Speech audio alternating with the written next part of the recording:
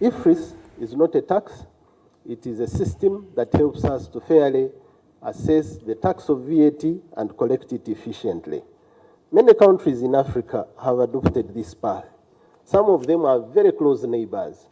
And the results there are glaring. They are doing so well with the tax head of VAT. Take an example of Tanzania.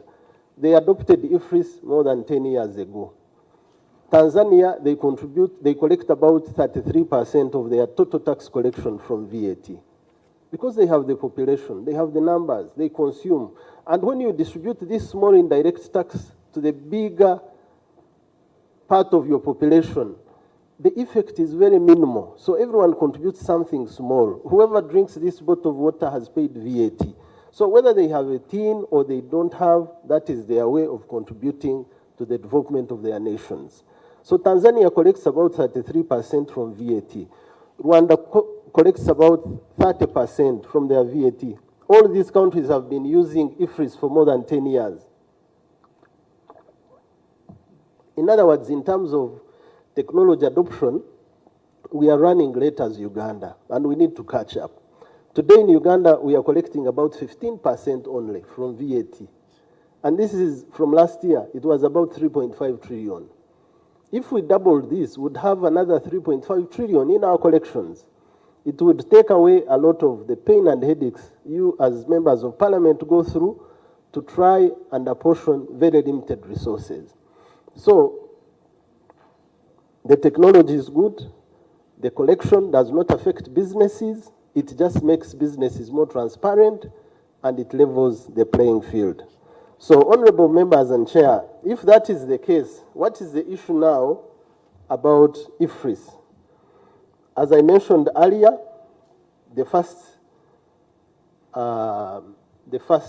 challenge is resistance to change. People are used to doing things in a certain way, and they are comfortable to maintain the status quo.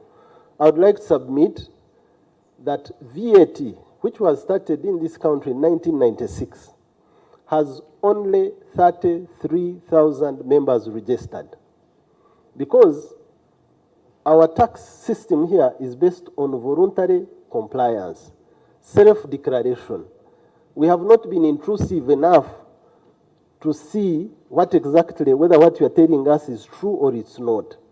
So VAT, which you all know that the threshold of VAT is very low.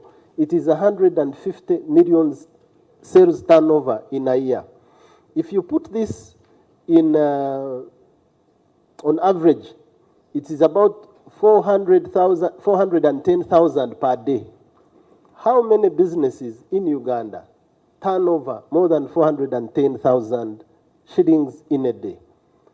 Certainly, they are much more than 33,000. But why do we only have 33? And even 33 is a recent growth.